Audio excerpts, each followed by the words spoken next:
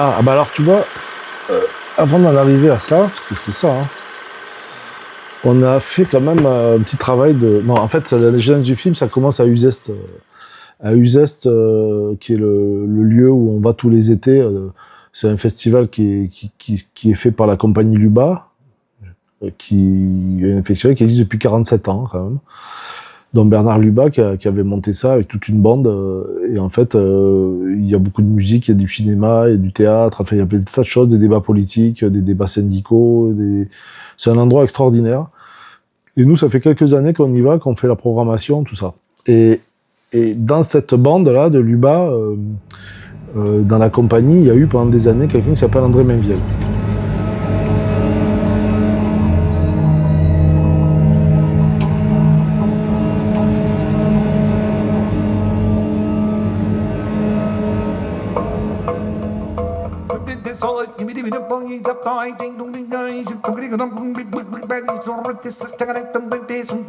Et donc Mainviel, en fait, moi je le connaissais depuis très longtemps parce que Luba, Mainviel, tout ça, j'écoute ça depuis toujours, quoi. Donc je connaissais parfaitement sa musique et ses disques et tout ça. Et en allant à Uzeste, on s'est rencontrés, bien sûr, et je l'ai filmé. Et en fait, il m'a parlé d'un instrument qu'il avait fait concevoir, qu'il a conçu à plusieurs, avec un luthier, enfin un facteur d'instrument qui s'appelle Jacques Grandchamp, qui est à Toulouse. Et c'est une vielle. Mais c'est pas n'importe quelle vielle, c'est une main-vielle à roue. Lui s'appelle main-vielle et la vielle s'appelle main-vielle à roue. C'est-à-dire que c'est un instrument, il a demandé à Grandchamp de lui faire une vielle comme, sur l'idée de, comme s'il avait demandé à Marcel Duchamp. Et Marcel Duchamp, vous savez, c'est les ready-made, c'est l'idée du, voilà, par exemple, la pissotière, il a changé de position, il a dit, voilà, ça c'est une œuvre d'art, et ça c'est vraiment tout le courant qui a démonté l'art et qui a mis beaucoup d'humour dans l'art, à mon avis, quand même. Et donc lui, il lui a demandé de faire pareil, c'est-à-dire de faire quelque chose, alors pareil, de faire quelque chose. Et comme interprétation, Jacques Grandchamp, c'est pas Duchamp, c'est Grandchamp, il est parti chez Brico au marché, un truc comme ça, et il a regardé ce qu'il pouvait faire, une vielle qui irait pour Mainviel, et il a regardé les tuyaux de toilette, les tuyaux de chiottes, c'est des conduits de toilette en plastique, il s'est dit, tiens, je vais faire une vielle avec ça, parce que ça ressemble un petit peu avec ces deux conduits. Donc je vais le voir et je lui dis, bonjour, je m'appelle Mainviel, et je voudrais une vielle à roue, comme Marcel Duchamp aurait fait un tableau. Marcel Duchamp, il a mis des pissotières dans un musée, il a dit voilà, ça c'est de l'art. Pour moi, l'art était une chose tellement sérieuse, tellement pontificale, que j'étais très heureux quand j'ai découvert que je pouvais y introduire l'humour.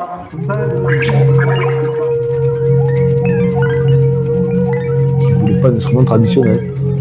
Et donc Mainviel a chanté avec ça, percussion. Et puis avec le temps, il a trouvé quelqu'un qui lui a fait un autre système avec des diodes qui lui permettaient en tournant de brancher à l'ordinateur et de faire un signal vidéo qui renvoyait sur une projection et projetait des images. Donc sa vielle, elle tourne dans un sens, dans l'autre, et elle permet de projeter des images, de les ralentir, d'aller en arrière, en avant. Puis après, ils ont pu mélanger les images. Bon, quand il m'a raconté ça, moi je me suis dit, mais c'est extraordinaire ce truc, quoi. Alors ça fait des années qu'il galérait avec ça, il en faisait des trucs, il a fait pas mal de choses avec, mais c'est un instrument de recherche, quoi. Et donc je lui ai dit, mais moi ça m'intéresse parce que moi ça me rappelle le début du cinéma, bien sûr, comme tout le monde, de la projection. Bon, ça j'ai pas connu, mais par contre moi ce que j'ai connu, c'est le début du montage, parce que j'ai appris à monter. Moi je suis monteur au départ, et j'ai appris à monter en pellicule, quoi, à la main. Et en pellicule, on montait. Il y avait cette sensation quand même d'aller en arrière, en avant, de coller, de toucher, de mesurer le temps en faisant ça. Par exemple, tu fais ça, tu sais que c'est 1 seconde, tu fais ça, c'est 2. Enfin bon, il y avait une notion comme ça très physique qu'on a perdue avec le numérique, quoi. Et donc, en discutant, en ayant cette discussion-là, je me suis dit, mais il faut faire quelque chose avec ça. Et donc, voilà, je me suis embarqué avec André Mainviel à tourner avec cette machine, tourner en bourrique. D'écriture et de réécriture par couche. La rencontre des images, remonter le temps, en avant, en arrière, superposer les époques. Ici, André a retrouvé ses parents dans un bistrot à Pau où il a grandi.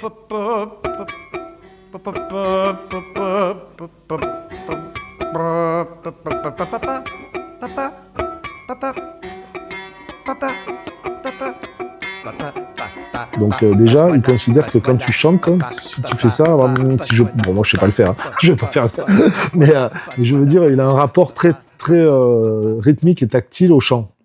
C'est s'accompagner, etc. Et en même temps, voilà. Donc quand tu as un instrument comme ça de percussion, lui, par exemple, il chante, il fait de la batterie, il fait du bal, tout ça. Il y a un rapport comme ça physique aux choses. Donc forcément, il est en train de chercher tout le temps quelque chose qui a un rapport avec la main. La manivelle, c'était l'idéal. Mais la notion de ready-made, il avait déjà avec d'autres instruments qu'il utilise, qui sont par exemple le plateau, le plateau de bistrot avec lequel il fait de la percussion, ou la bouteille en plastique avec laquelle il a rajouté un truc dessus. Voilà. Donc il cherche toujours quand même à détourner de leur fonction initiale des objets inanimés qui finalement deviennent des instruments. Familier de tout ce qui nous travaille la terre, on peut le mettre dans sa poche ou le rouler dans l'air, il se remet d'équerre. Il est de toutes les couleurs, il y a qu'embarras, qu'il soit soldat, musicien, Che Guevara.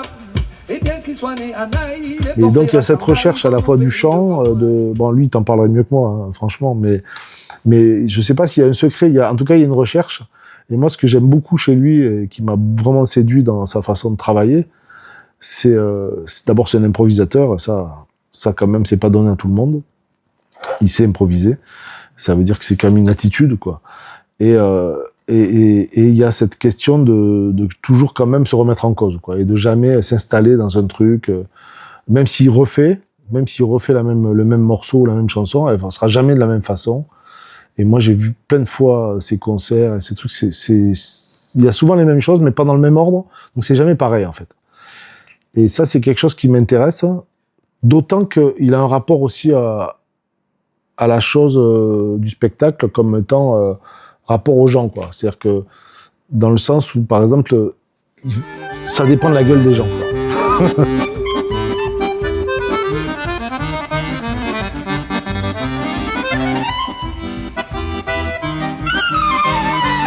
C'est pas comme si un cinéaste avait fait un portrait d'un musicien comme on fait habituellement, quoi. On a vraiment fait cette chose ensemble. Alors, ensemble, vraiment, parce que c'est vraiment une réflexion commune, et on l'a fait pas que tous deux, d'ailleurs, avec Laure Guillot, qui est avec Marina Jolivet, nos compagnes, les gens avec qui on travaille, tout le monde, enfin, c'est un travail collectif, mais en même temps de réflexion, parce que, en fait, on a cessé de discuter et de réfléchir et d'essayer. Et donc, par exemple, on a fabriqué ces images. Moi, je peux même pas te dire, des fois, comment elles ont été faites, les images. Parce qu'il y a des images qu'on a faites, mais tu me crois pas, mais je t'assure qu'il y a des images, à force de faire des couches.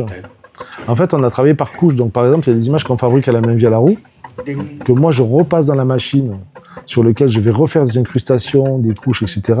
Mais qu'après, on va réutiliser dans nos expérimentations à la main via la roue, en direct, en public, ou des choses comme ça, parce qu'on fait des performances et tout ça, qu'on a re-rentré, qu'après je re-rentre, etc. Donc, au bout d'un moment, ça fait un certain nombre de couches. Par exemple, je pense par exemple à une séquence où on voit Martin Lartigue, le peintre, peindre sur un mur dans des trous de pellicule. Je sais pas si tu vois cette séquence. Donc, il peint dans des trous de pellicule. C'est-à-dire que c'était une idée que André avait eue. Il dit, tiens, il y a des trous, qu'est-ce que ça t'intéresse? Et Martin a dit, ah ouais, moi, les trous, ça lui inspirait quelque chose, quoi. Il dit, je vais peindre dans les trous. Donc, il a commencé à peindre dans les trous. Une histoire. Et André jouait en même temps. Donc, ça, on a fait un truc qui dure 20 minutes, hein. Ça y est même pas dans le film. On a fait une performance comme ça, et donc, il peint dans les trous. Et puis, au bout d'un moment, André, hop, il change les trous parce que la pellicule, elle fait ça. Et donc, il continue à peindre Martin. Donc ça, on l'a fait, on l'a monté, et puis on s'est dit, tiens, c'est marrant, on va le projeter sur un mur. Donc on l'a projeté sur un mur. Puis j'ai refilmé le mur. Donc si tu veux, ça donne une certaine matière à ce papier sur lequel il est en train de peindre, ça lui donne une matière de mur. Sauf que quand il approche son pinceau, ce mur, il est comme ça, il bouge un peu parce que c'est du papier. Et donc on ne sait plus, le spectateur, je pense, tu ne sais plus si c'est un mur ou si c'est du papier, si c'est de la pellicule, etc. Il y a une espèce de confusion comme ça, et c'est ce que nous, on appelle des palimpsestes, qu'en fait. En fait, c'est qu'on a une écriture, une réécriture et une réécriture permanente. Donc, cette idée de palimpseste, c'est ça qui nous a guidés pour beaucoup de choses dans la fabrication des images. Après, il y a du montage plus classique dans le sens où j'essaie de raconter des histoires, mais ça c'est pas propre à cet outil-là.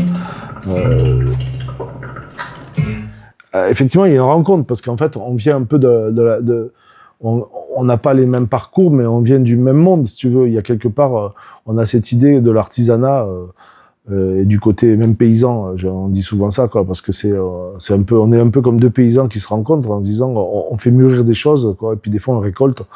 Et donc, moi aussi, c'est issu d'un travail de réflexion sur des années, par rapport à mes films précédents, mais même par rapport aux expériences de télé libre, où on fabriquait aussi en direct, et où il y avait travaillé la matière, je veux dire, comme on travaille, on sait pas trop où on va, quoi. C'est-à-dire qu'on avance, on cherche avec les images, on cherche avec les sons, et au bout d'un moment, si tu veux, il y a un récit qui s'impose. Par exemple, moi, dans le montage, qui est mon métier de départ, comme sur tous mes films, je mets des années à monter les films. Parce qu'en fait, quand tu les montes tout seul, enfin, quand tu es toi-même derrière la machine, tu finis par travailler par couche aussi. C'est-à-dire qu'il y a des versions, tu as 10, 15, 20 versions. Et moi, la technique, c'est qu'il y a Laure Guillaume, ma compagne, qui a un regard toujours neuf, parce elle a toujours ce regard qui m'aide beaucoup à remettre en cause. Et puis, je fais passer des gens, et notamment Bernard Sazia, qui est un monteur qui a fait beaucoup de films, notamment de Guédiguian. Il a fait tous les films de Guédiguian, mais il fait aussi beaucoup de documentaires. Et lui, par exemple, il arrive avec un regard. Alors, on se parle de monteur à monteur, c'est intéressant, parce qu'il peut me dire des choses qu'il dirait pas un réalisateur, quoi. Et en même temps, sans me vexer, en plus. Parce on sait très bien tous les deux que on n'a pas besoin d'en passer par toutes les circonvolutions qu'il faut quand tu parles à un réalisateur. Donc ça, c'est très marrant, parce que ça permet avec la durée, de recasser en permanence ce que tu es en train de faire. Et c'est en ce sens qu'il y a un travail de couche, et que Mainviel, il a aussi ce travail-là en musique, c'est-à-dire qu'il a cette notion de travailler par couche, et lui-même de reprendre les choses qu'il avait fait avant, de les retravailler, de remettre sans arrêt sur l'établi, quoi, ou à la forge, si tu veux. Lui, il prend l'image de la forge. Et donc ça me plaît bien. Et après, il y a un truc qu'il y a chez Mainviel, et que moi je reconnais, et que je prends aussi, quoi. C'est l'idée que tu dois t'adapter à la situation. Ça, peut-être que je l'ai acquis du reportage, moi, mais qui est la même chose, c'est-à-dire tu mets en scène les choses, d'accord, mais il y a quand même un réel. Et ça, j'aime beaucoup cette idée. Par exemple, j'aime bien cette histoire qu'il m'a racontée. Par exemple, il y a un album où il enregistre un truc et puis il y a un bruit pas possible, un souffle énorme, quoi. Ça fait. Alors, il arrive au studio, le copain, le mec, il dit non. Enfin, il lui dit pas non. Il dit ah ben oui, il y a du souffle. Il dit ah ben très bien. Qu'est-ce qu'on va faire? Il rajoute de la pluie dessus, quoi. Et donc du coup, si tu veux, du défaut, il va en faire quelque chose qui va être une nouvelle matière. Moi, ça, j'aime beaucoup ça. C'est l'idée quand même que, tu vois, de pas vouloir absolument maîtriser tout et de pouvoir improviser avec ce que tu as.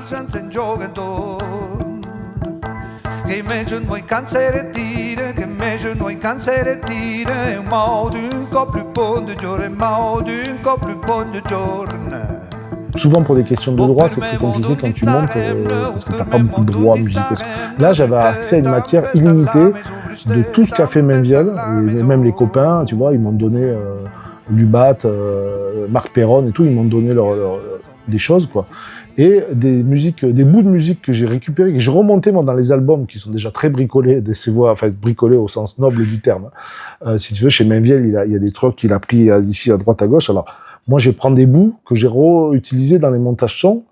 Je fais beaucoup de montages son, il y a beaucoup de couches en son aussi. Et puis derrière, il m'a fabriqué des choses aussi. Pour le film, il a fabriqué. Et des choses qu'il a fabriquées à la Mainviel à eau, des choses qu'il a fabriquées. Donc là, il y a un accès illimité. Et la bande-son, je pense qu'elle est très costaud, surtout si on l'écoute en 5.1, parce qu'on a fait un mixage 5.1.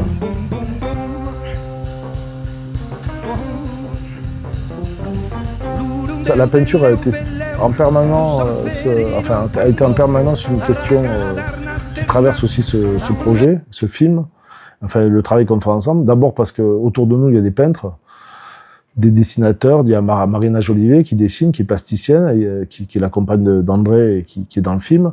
Et puis il y a Martin Lartigue, quoi, qui est un peintre quand même important.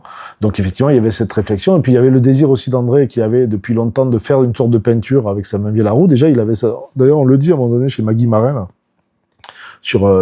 avec la numérisation aussi, on a fait de la peinture. Parce que comme il numérise du Super 8, grossièrement, parce que c'est des outils qui... Tu vois, encore une fois, faire avec les contraintes.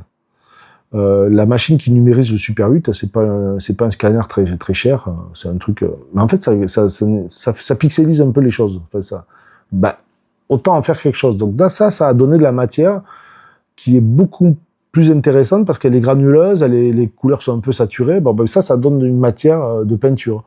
Et donc ça, plus le mélange, enfin le palimpseste, le mélange de couches et tout, tu as une approche picturale et effectivement de peinture dans les images. Ça, on a pu...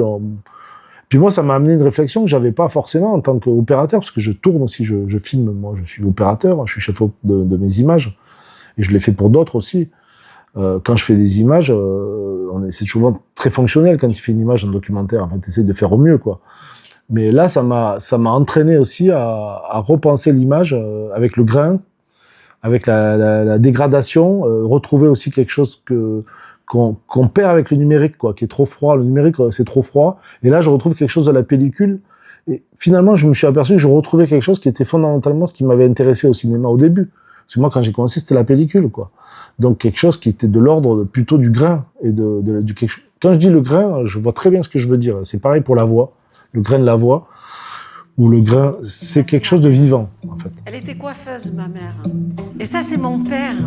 Mon père était mécanicien. Raymond. Il adorait les bagnoles. Il est mort dans une Ferrari. J'avais 14 ans. On voit qu'il est heureux dans les moteurs. Je voudrais qu'il dure toujours, ce film. Je sais pas combien... Je sais qu'il est court, il va s'arrêter bientôt, ça me... Si tu veux, le grain, c'est quelque chose qui bouge. Si tu regardes un film de pellicule, c'est quelque chose qui bouge. D'ailleurs, nous, on a rajouté du grain à l'étalonnage sur ce film. On a remis une couche avec l'étalonneur. Ça se voit pas forcément en petit, mais sur un écran, ça se voit. On a rajouté une couche de scan de pellicule, de grains, de vrais grains de pellicule, pour retrouver une pellicule qu'on a perdue avec le numérique. Parce que l'image s'est énormément améliorée techniquement, entre guillemets, avec le numérique, mais en même temps, on perd quelque chose de vivant. Tu vois, il y avait un mec que tu dois connaître, qui était Boviala, qui était un mec génial, qui a inventé des caméras, la caméra Aton, tout ça. Et lui, il avait une grosse réflexion là-dessus. À un moment donné, il a inventé une caméra qui s'appelait la Pénélope, qui était la première caméra numérique, une des premières caméras numériques, sur laquelle il pensait qu'il fallait rajouter du grain avec une partie de hasard, quoi, où les points, voilà, le numérique rajoutait du grain. Bon, c'est pas cette version-là qui a gagné dans l'histoire technique des 20 dernières années. Il a pas, pour des tas de raisons économiques et tout, ça s'est pas fait. Ce qui a gagné, c'est la froideur, quoi. Mais si tu veux, c'est politique. Et je pense que quelque part, si on y réfléchit, y compris sur la notion de liberté, parce qu'en fait, ce qu'on veut quand on crée des choses, c'est d'être libre, en fait, c'est tout, hein. C'est de le faire librement, si tu veux, de se donner la possibilité de chercher, quoi. Et de sortir des contraintes à la fois techniques, politiques, institutionnelles, financières, économiques. Donc c'est à ça qu'on travaille. Et Mainvielle et moi, on se rejoint là-dessus. Pourquoi on a fait des structures, on travaille dans des structures qui sont faites pour qu'on puisse le faire. Par exemple, nous, c'est une coopérative, les Mutants de Pongé. Lui, c'est une association, c'est les Chaudrons. Ce sont des outils, des structures qui permettent de faire les choses librement.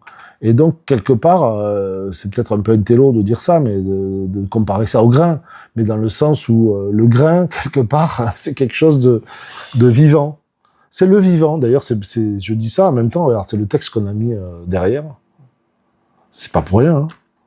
Alors, on s'est dit, on pourrait mettre un résumé, mais un résumé de quoi? On peut pas résumer ça, tout ce qu'il y a dedans. Hop, c'est H-O-P sans H-O-P. Ça, c'est du Mainvielle. L'identité, c'est l'océan. Nous,